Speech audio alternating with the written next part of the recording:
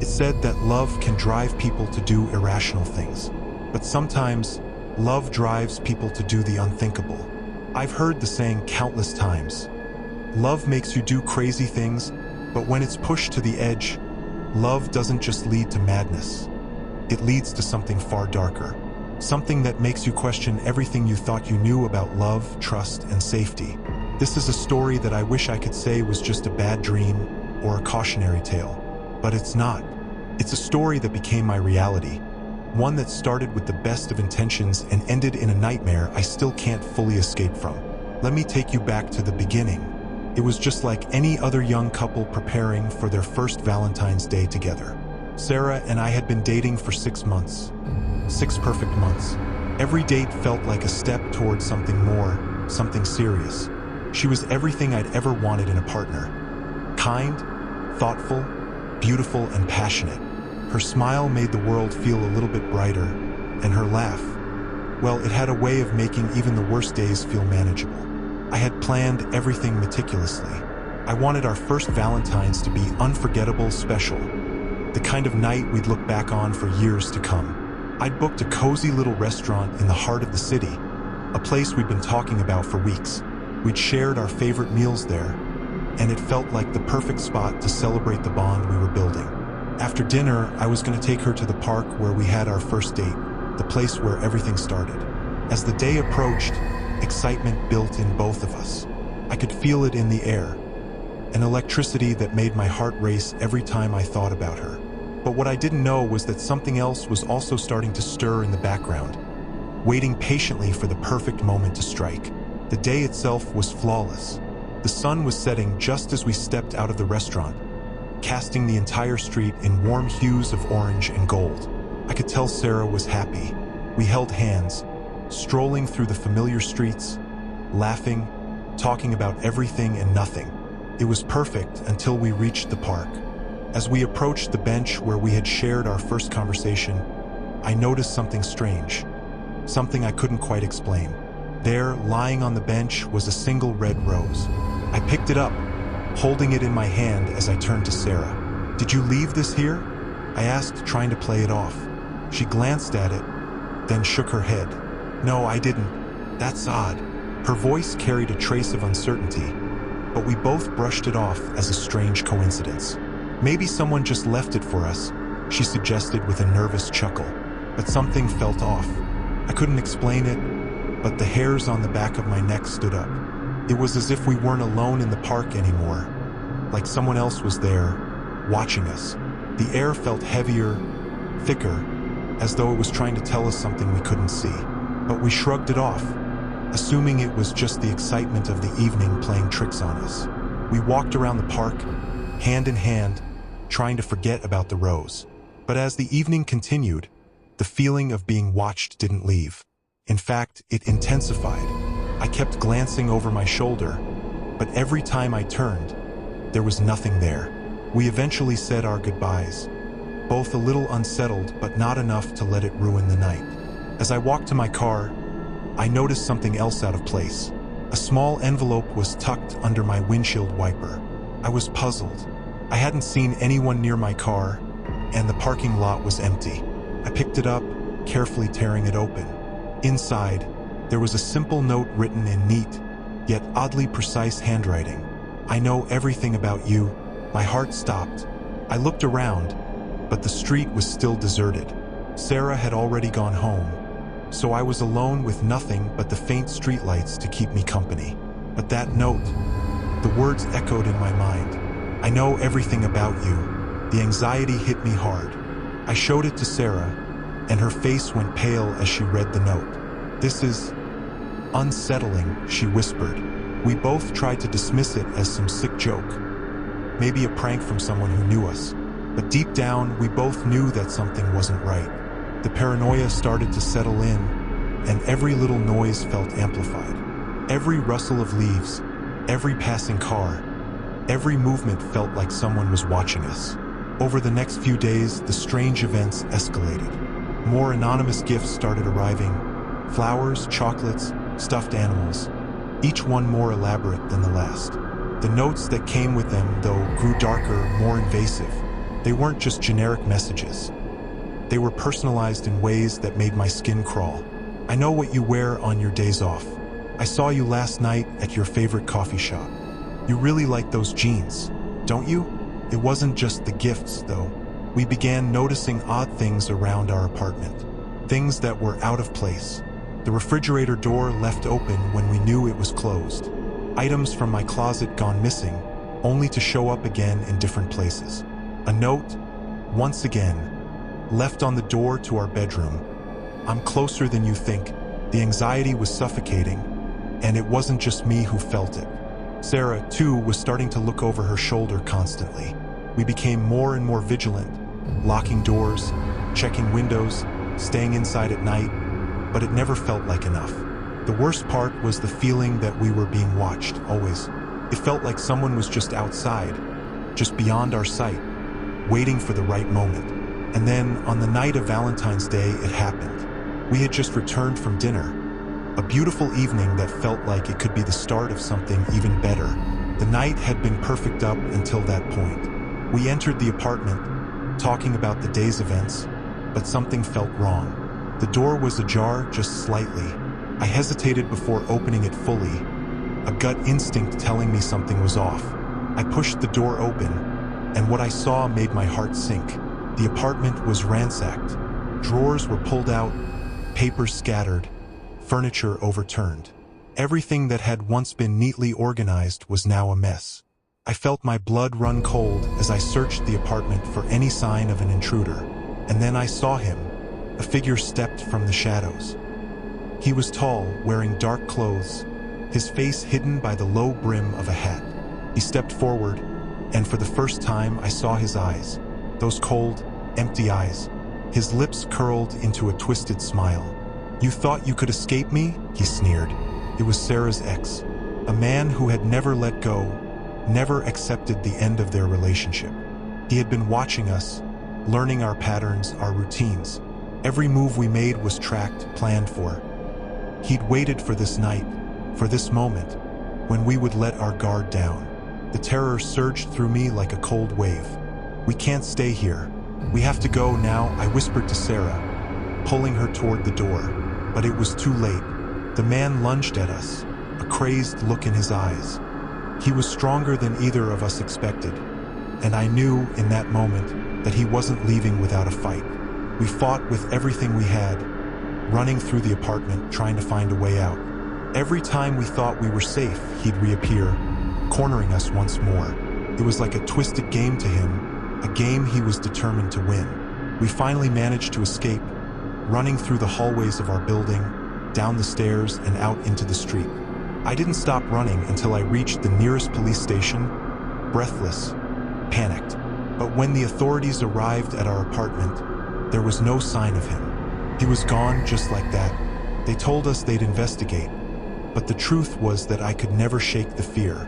We relocated to another city, hoping to start fresh, hoping to leave that terror behind. But it wasn't that simple.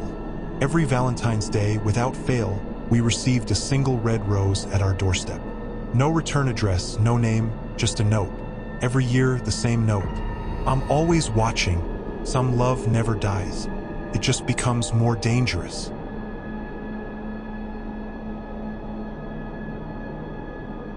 They say true love never dies.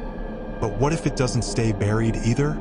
I had always believed that once someone was gone, they were gone for good. I mean, that's how it's supposed to be, right? Death is final. It's the end of a chapter, and no amount of wishing could rewrite it. Or at least that's what I thought until I met Anna. My name is Jack, and Anna was my best friend. I've known her for years. We met in college, and from the very first moment, I knew she was special. A quiet, intelligent woman with a smile that could light up the darkest room. I watched as she fell head over heels for Derek, and I watched as their love grew, blossomed into something perfect. I could see how much she adored him, how much he adored her. Together, they were unstoppable. And then, just like that, he was gone. It was a car accident, a mistake, one split second of bad luck that changed everything. Anna was devastated. She lost the love of her life, and she spent every waking moment grieving. For months, She shut herself off from the world, from me, from everyone. And I did my best to comfort her, to help her move on. But she couldn't. She wouldn't. It had been a year since the accident. A year since Derek had died. A year since Anna's world had crumbled around her. And yet, she hadn't truly started to heal. I could see it in her eyes every time she talked about him. In the way she spent hours staring at old photos of them together. How she'd visit his grave every few weeks, hoping to feel close to him again. This Valentine's Day, however, she was determined to do something different. She told me she was going to visit Derek's grave alone, to finally say goodbye. It was her way of confronting the pain head-on, of acknowledging that she had to move on, even if she didn't know how to. I wanted to go with her, but she insisted she needed to do this by herself. So, I stayed back, giving her space, but also hoping this might finally give her the closure she so desperately needed. I didn't know what was going to happen next. I didn't know what she would find. It was late in the afternoon when Anna left her apartment, and I could tell she was already nervous. She had been talking about visiting Derek's grave for weeks, but now that the day had arrived, I saw the weight of the decision settling in. I had tried to reassure her, told her that it was okay to feel uncertain, that it was okay to take things at her own pace. But there was something in her eyes that made me uneasy, something that told me she wasn't just going to visit Derek's grave. She drove to the cemetery alone. I didn't hear from her for hours. I tried calling a couple of times, but it went straight to voicemail. I don't know when exactly things started to feel wrong. It was after the first text. I was sitting in my living room, flipping through a magazine, when my phone buzzed. At first, I didn't recognize the number, but when I looked closer, my heart dropped. It was Derek's old number, the one he had used to text Anna every day, the one that hadn't been in service since his death. The message was simple. "I miss you." I froze. My thumb hovered over the phone screen, unsure of what to do. I stared at it, trying to make sense of it, but nothing made sense. The last time Anna had tried to call Derek's phone, it had been disconnected. His phone had been wiped clean, sold to someone else after the police cleared out his belongings. Couldn't be him, it couldn't be, but my mind wouldn't stop racing. Before I could process it, another message came in. "I'm here, waiting for you." My heart beat faster now, a knot of dread tightening in my chest. I tried calling Anna again, but the phone rang out. Panic set in. What the hell was going on? Was someone playing a sick joke? Who would do that? Why? The more I thought about it, the more my stomach churned. This wasn't just some prank. This felt wrong. I sent her a text. "Anna, are you okay? Call me. Now." No reply. I called again. No answer. A few hours later, I finally got through. Her voice was shaky when she answered. "Jack," she said, her voice barely above a whisper. "I don't know what's happening." "What do you mean?" I asked, my voice rising with concern. "What's going on? What happened at the cemetery?" There was a long pause before she spoke again. "I went to Derek's grave like I said I would. I thought I could let go of him. But when I got there, I felt like something was off, like someone was watching me." I could hear the fear in her voice now, the tremble that I hadn't heard in months. I wanted to reach through the phone and pull her out of whatever nightmare she had walked into. "Anna, what happened? What did you see?" "I don't know," she said, her voice breaking. "It's Derek's number, Jack. It's really his number. But I don't know who's sending these messages. I keep hearing his voice, like he's whispering to me. I felt him there. I swear I felt him. Are you at home? Are you safe?" I asked urgently. "Yes," she replied, but I could tell from her tone that she didn't feel safe. "I'm at home, but the messages, they keep coming, and it's like he's still here. I can hear his voice. I can feel him." I heard the phone click as she hung up abruptly. Panic surged in me. I rushed to my car, heart pounding in my chest, praying that Anna was just scared, that this was all in her head. But I knew better. I knew something was happening, something none of us could explain. When I arrived at her apartment, the door was slightly ajar. I pushed it open, my heart in my throat. The place was silent, too silent. I called out her name, but there was no response. I stepped further in, and that's when I saw her. She was standing in the corner of the living room, staring at something in her hands, her face pale and wide-eyed. "Anna?" I called, stepping toward her slowly. Her head turned sharply toward me, and for a moment, I thought I saw something in her eyes. Something hollow. A look I'd never seen before. She was trembling, her hands shaking as she held Derek's phone. "Anna, what's going on? Please talk to me. I don't know what's real anymore, Jack," she whispered. Her voice was barely audible. "He's here. Derek is here. I saw him." I stepped forward, trying to take the phone from her hands, but she pulled it away, staring at the screen. It was another message. "I'm waiting for you. I'll always be with you, Anna." Her fingers hovered over the screen, but she didn't touch it. Instead, she stared at it. Her lips parted in disbelief. "He said he would come back. He told me he would. And now he's here." I looked at the phone, my heart sinking. The number was still Derek's. But that was impossible, wasn't it? In the days that followed, the strange events only escalated. The whispers, the messages, the feeling that Derek was still lurking, waiting. But when the police looked into it, there was no sign of a break-in, no indication of foul play. The phone had been sold to a third party, someone who had gotten their hands on Derek's old device. But Anna was never the same. She couldn't shake the feeling that Derek's presence was still with her. And I, too, began to wonder. Could some loves never leave? Could they come back even when they were buried? Some loves never leave. Sometimes they haunt.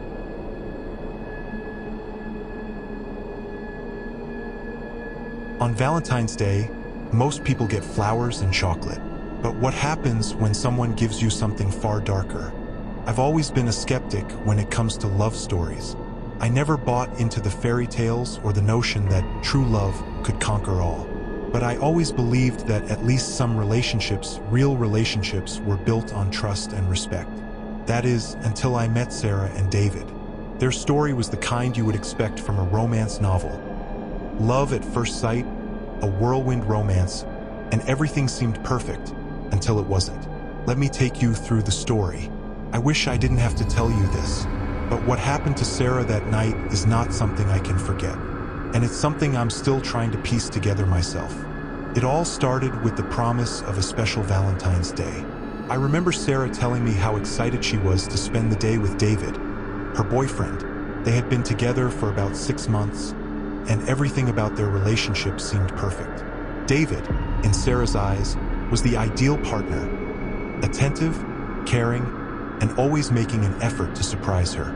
I was on the phone with her the night before Valentine's Day, and she sounded absolutely thrilled. David had planned something truly unique for the occasion, a homemade meal. That in itself wasn't too unusual. After all, Valentine's Day was about personal touches, about going above and beyond to show someone you cared. But this was no ordinary dinner. David had told her that the meal he was preparing was an old family recipe, something passed down through generations. It was a tradition in his family, and he was eager to share it with Sarah. She couldn't wait to try it. The day arrived, and Sarah was practically glowing. She told me how David had prepared everything meticulously. Candlelight, soft music in the background, and a perfectly laid table. I could hear the excitement in her voice. This was going to be a memorable evening, the kind of night she would look back on fondly for years to come. She described the meal to me as though it were the greatest thing she had ever tasted.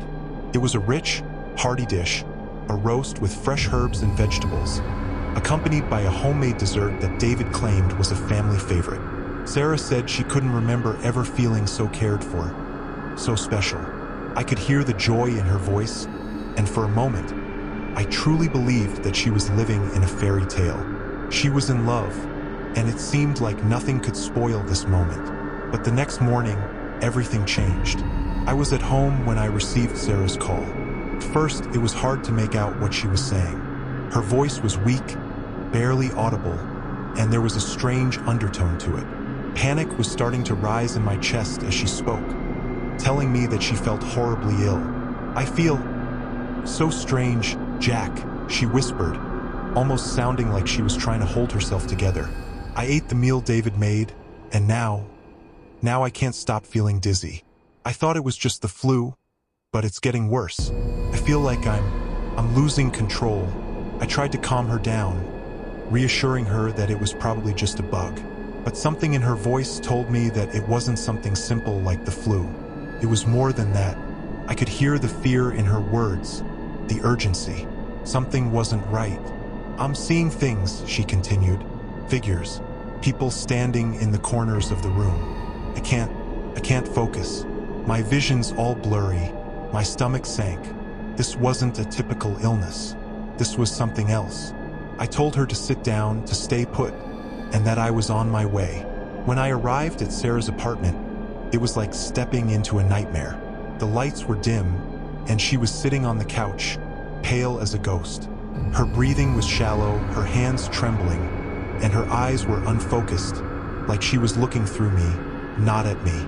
It was clear that whatever was happening to her, it was more than just a simple sickness.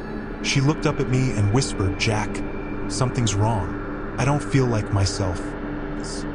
It's like I'm not even here." I knelt beside her, trying to get her to focus. Her body was stiff, almost unresponsive, as if something was taking over. The room felt strangely cold, and as I looked around, I could sense the stillness in the air. There was a heaviness to it, as if we were in a place where time had stopped. "What did you eat, Sarah?" I asked, trying to piece together what had happened. "The dinner," she said weakly. David made it. The family recipe." I froze. Something clicked in my mind. A chill ran down my spine. David had made this meal with such pride, telling her it was a recipe passed down through generations. But there was something more to it, something I couldn't shake. The way he had acted, the way he'd looked at Sarah as she ate. Had he been watching her, waiting for this exact moment? "David," she whispered again, her voice trembling. "David, I think he's trying to kill me." Her words sent a shiver through my entire body. She couldn't have known. She couldn't have possibly figured it out. But as I looked at her, lying there, barely able to keep her eyes open, I knew she wasn't just sick. She wasn't imagining things. She was poisoned. As Sarah's health continued to deteriorate, it became clear that this wasn't just a bad case of food poisoning. Her symptoms worsened rapidly: nausea, dizziness, confusion. But the most horrifying part was when she began to hallucinate. She started seeing people who weren't there, hearing voices that weren't real. Figures in the shadows, her name whispered in the dark. I rushed her to the hospital, but by the time we arrived, it was almost too late. The doctors didn't waste time. They immediately started pumping her stomach, giving her fluids, trying to figure out what had caused such a severe reaction. It wasn't until hours later that they came to a conclusion. The meal, the so-called family recipe, was laced with a potent poison, one that caused severe hallucinations, organ damage, and if untreated, could lead to death. David, the man she had trusted, the man she thought loved her, the one who had shared his family recipe with her, he had poisoned her, slowly, carefully, with the intent to kill. This wasn't a simple mistake. This was deliberate. The police were called, and it didn't take long for them to track David down. When they found him, he didn't seem surprised. He didn't seem upset or even apologetic. He was calm, almost eerily so. He admitted everything. The poisoning was part of a plan. He had watched her, studied her every move, and when he knew she trusted him completely, he had lured her into his trap. He'd even convinced her to eat the poisoned meal, using his family's tradition to make it seem like something special. David had been hiding in plain sight, pretending to be the loving boyfriend while secretly plotting her death. He wanted her gone. He wanted everything she had. Her life, her love, her trust. It wasn't love. It was a game where Sarah was nothing more than a pawn. Sarah survived, but she was forever changed. The poison left permanent scars on her body, both physical and emotional. She would never fully recover from what David did to her. And for me, I will never forget that night. The night she almost lost her life to the one person she trusted the most. It took months for Sarah to start feeling like herself again. But the damage was done. Trust is a fragile thing, and when it's broken, it's hard to put the pieces back together. I don't know what happened to David. I don't know if he was ever truly held accountable for what he did. But I know this: not all gifts come with love. Some come with a hidden agenda. And sometimes, love isn't enough to protect you from the darkest corners of the human heart. Not all gifts come with love. Some come with a hidden agenda.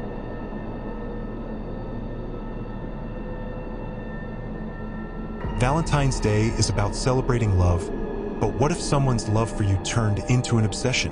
I never thought it would happen to me. I'd heard the stories. The ones where someone's love grows so intense that it turns into something dangerous. But that was always something that happened to other people, right? Until one night, until Valentine's Day. Let me back up. My name's Jason, and I thought I had a pretty normal life. I lived in a small, quiet apartment on the edge of the city, and I was happy. I had a great job, a wonderful girlfriend, Naomi, and a routine that kept me grounded. Life felt stable, peaceful even, until that one night when everything started to unravel. It all started with a noise. It was late, around 2 a.m. I had just turned over in bed, ready to fall into a deep sleep after a long day. Naomi was beside me, her breath soft and steady, and the apartment was quiet, too quiet. Then I heard it, a knocking sound. It wasn't the kind of knock you hear when someone's at the door, but it was insistent, like a rhythmic tapping. It was coming from the front door. I tried to shake off the unease that crept up my spine. I figured it was probably just the wind or a neighbor being a little careless. But then the knocking came again. This time, louder, more pronounced. I nudged Naomi awake. She stirred, barely opening her eyes. "What's wrong?" she mumbled, her voice thick with sleep. "I'll check it out," I said, getting up. I didn't want to wake her up fully. The last thing I wanted was for her to worry over something as trivial as a late-night knock. But as I walked to the door, something about the quiet of the apartment made the air feel heavier. It felt like I wasn't alone, like someone, or something, was waiting on the other side. I opened the door, expecting to find nothing more than the usual street sounds or a prankster kid. But to my surprise, there was nothing. No one standing on the porch. No cars parked out front. Just an empty hallway and the quiet darkness of the night. Then I looked down. A single red rose lay at my feet. Its deep crimson petals were almost too perfect, too deliberate. I bent down, picking it up, my mind racing with confusion. Who would leave a rose at my door in the middle of the night? And why? I stepped back inside, closing the door softly behind me, my heart thudding in my chest. Naomi was still half asleep, eyes barely open, looking at me as if I had just walked in from another world. "Who was it?" she asked groggily. "No one. Just a rose," I said, holding it up, my voice low as I tried to make sense of the situation. I tossed the flower on the kitchen counter and went back to bed, telling myself that it was probably some kind of mix-up, maybe even a mistake. But when I laid my head back down, the eerie feeling lingered. The next night, it happened again. I woke to the same sound, the knocking, rhythmic and persistent. But this time, I wasn't going to let it go. I couldn't ignore it anymore. Naomi was already awake, her brow furrowed in confusion. "I'll check it this time," she said, slipping out of bed before I could even respond. She walked toward the door, but before she even reached it, I stopped her. "Naomi." "Wait," I said, trying to steady my breath. "Let me go first. Something isn't right." She hesitated for a moment, clearly not fully awake, but then nodded. I stepped toward the door, half expecting to see the same empty hallway and another red rose. But when I opened the door this time, there was something else. There were 2 roses. No note, just the flowers sitting in the same spot, placed in front of my door like some kind of offering. "Jason, this is getting creepy," Naomi said, her voice trembling slightly. She sounded concerned, but I could hear the undercurrent of fear. "Who is doing this?" I had no answer. I picked up the roses, still confused, and closed the door behind me. We locked the door this time, double-checked the windows, and decided to just go back to bed. But I couldn't sleep. Every time I closed my eyes, I felt like someone was watching me, waiting. The third night, the knocking came again. This time, I was wide awake the moment I heard it, sitting up in bed with my heart pounding. I had no desire to open the door, but my curiosity, and something darker, pulled me out of bed. I felt that strange, familiar sensation creeping back. The feeling of being watched, the feeling that something was lurking just outside the door, waiting for me to act. Naomi, still asleep beside me, didn't stir. I looked at her one last time before quietly slipping out of bed and moving toward the door. When I opened it, I froze. There, on the floor, were not 2 roses. There were 5. Each one was arranged perfectly, like a bizarre display, and each was placed at a precise distance from the other. I knelt down, my hands trembling as I touched the first one. It was fresh, its petals soft and still full of life. But what really set my nerves on edge was the note that accompanied them. It was folded neatly, placed on top of the last rose. "I'll be with you soon." The words sent a shock through me. They weren't signed, and they weren't written in any hand I recognized. A creeping chill ran through my body, and I couldn't shake the overwhelming sense of dread that washed over me. Who was doing this? Who was watching us? I called the police, but by the time they arrived, the roses were gone. They told me there wasn't much they could do without any concrete evidence or a suspect. But as the days went on, I couldn't stop feeling that something was coming, that whoever or whatever was behind this was closing in. Then the worst night came. I had just gotten home after work, and as I opened the door, my eyes went wide with horror. The entire living room was filled with roses, hundreds of them, scattered across the floor, each one perfectly placed, each one fresh. But it wasn't just the flowers that made my stomach turn. In the middle of the room, sitting motionless on the couch, was a figure, person, a shadowy figure, barely visible in the dim light, sitting perfectly still, unmoving. I couldn't tell who it was, but I knew one thing. I wasn't alone. "Naomi?" I whispered, my voice shaking. The figure didn't move. It just sat there, staring at the roses in front of it. I stepped closer, heart racing in my chest. But when I reached the figure, it wasn't Naomi. It wasn't anyone I knew. It was someone from our past. Someone who had been hiding in the shadows for months, waiting for the right moment to reveal himself. It was someone we both knew. Someone who had been stalking us. The man who had been sending the roses and leaving the notes was a former lover of Naomi's. He had been obsessed with her long after they'd broken up. When Naomi and I started dating, he disappeared from her life, but not from mine. He had been lurking in the background, watching us. The roses were his way of making sure we knew he was still there, still waiting, still planning. He had been waiting for the perfect moment to claim us both, to take Naomi back in a way that was far darker than any love story I'd ever imagined. But he made one mistake. He underestimated how far we would go to protect ourselves. Naomi and I went to the police, but the damage had already been done. We moved away, changed our phone numbers, cut all ties to the past. But I know this. Some people will never let you go, even if they have to break into your life, piece by piece. Some people will never let you go.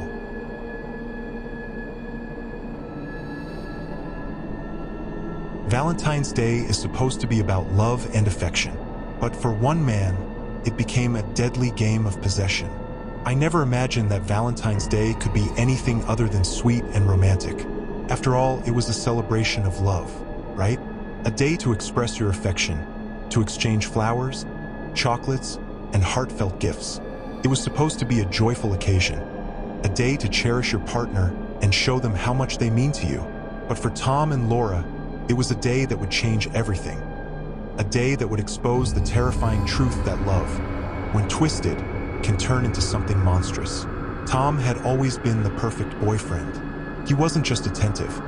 He was thoughtful, kind, and always put effort into making Laura feel special. They'd been together for a little over a year, and Tom never missed an opportunity to show his love. Laura, on the other hand, was a vibrant woman with a heart full of warmth. She had a way of making everyone around her feel like they mattered. So, when Tom planned a quiet night for the two of them on Valentine's Day, Laura was ecstatic. It was supposed to be a night to celebrate their relationship, just the two of them. Tom had ordered her favorite chocolates and even picked up a bouquet of roses. But when Laura opened the box of chocolates, everything went terribly wrong. Instead of the usual sweet treats, she found something far darker, a human heart, wrapped in velvet. It wasn't some elaborate prank, and it certainly wasn't a piece of art. It was real. The sight of it nearly made Laura faint. She screamed, her voice trembling as she backed away from the box, hands shaking. I wasn't there when it happened, but I received the call shortly after she found it. My first instinct was that it was a cruel joke, but when I arrived at her apartment, I saw the horror on her face. The heart was there, placed delicately in the box, with the same fine velvet lining as a real gift would have been. At first, Tom was just as confused as Laura. He hadn't ordered the heart. He was certain of that.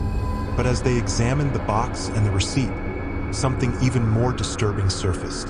The receipt didn't just list chocolates. It listed the heart as part of the order.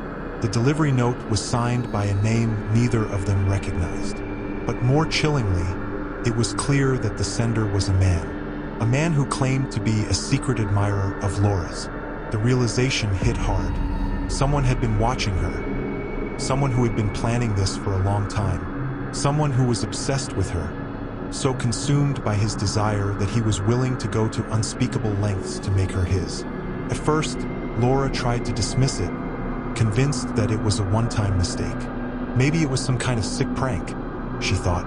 But the more she thought about it, the more she realized that this wasn't a joke. This was serious. The man was watching her. The following days brought more unsettling occurrences. Laura started getting strange phone calls. The voice on the other end was always garbled, masked, like it was coming from someone who was trying to hide their identity. They would say things like, "You'll be mine, Laura. You can't run from me." Sometimes they'd hang up before she could speak. Sometimes they'd whisper her name, sending shivers down her spine.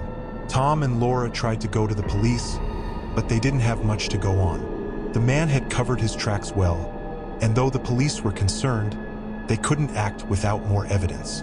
All they could do was give Laura a sense of security and suggest she be careful, but there was no real protection. It didn't stop there. The roses arrived the next day, more numerous than before. They were left on Laura's doorstep, each one tied with a red ribbon. The notes were more cryptic, and their messages even more disturbing. "You can't escape me. I'll be with you soon." They weren't just vague words. They were threats. "I'll never forget the day that everything changed. I was at work when I received an urgent call from Tom." His voice was shaking, panic-stricken. "Jack, you need to get here. Now, I don't know what's happening, but I don't think she's safe." I immediately rushed to their apartment, my heart racing. When I arrived, I saw Tom standing outside, visibly shaken. He led me inside, and there, in the middle of the living room, was the last thing I ever expected to see. Roses, hundreds of them, scattered across the floor, each one placed meticulously in a line that led to the couch. And sitting on the couch, motionless, was a figure, a man, his face obscured by shadows, his eyes staring blankly into the flowers in front of him. I couldn't see his face clearly, but I could feel the weight of his presence in the room. He was still, quiet, watching us. A sense of dread gripped my chest as I stepped forward. "Who are you?" I demanded, my voice firm, though my hands were shaking. The figure didn't answer. It didn't move. It just sat there, as though it was waiting for something or someone. I tried to approach him, but before I could reach out, a soft voice came from behind me. "Leave him alone," Laura whispered. Her voice was weak, distant. "He won't hurt us." I turned around to see Laura standing there, pale and trembling, as though she'd been in a trance. Her eyes were glassy, unfocused. She was in a state of shock, but what she said next confirmed something that I had only feared before. "It's him. He's been following me. He said he would come back. He said he would never let me go." I didn't understand. I didn't want to understand. But in that moment, the truth hit me like a ton of bricks. The figure on the couch was the man who had been watching Laura, tormenting her from the shadows. He wasn't just a stalker. He was a man who had once loved her. And when she rejected him, his love twisted into something darker, something monstrous. We finally got the police involved, and it didn't take long for them to identify the man. His name was Richard, a former lover of Laura's who had been hiding in plain sight, watching from the shadows, waiting for the perfect moment to claim her once more. When she had ended their relationship years ago, he couldn't let go. He couldn't accept that she had moved on. So he waited, quietly, obsessively, stalking her every move, sending flowers, leaving cryptic notes, and slowly edging closer to her life. When the police arrived, Richard didn't put up a fight. He simply stood there, his eyes vacant, like he had been waiting for this moment all along. He was arrested and taken into custody, but the damage had already been done. Laura was shaken beyond belief, and Tom had to stay by her side every step of the way. She was never the same after that. But even after Richard was gone, the haunting didn't end. Laura received one final message from him, a letter that was delivered to her doorstep. "You'll never escape my love." It was signed with a heart, but this time it wasn't red. It was black. Some people will never let you go, even if they have to break into your life piece by piece. Sometimes the most dangerous obsession is the one that wears a mask of affection.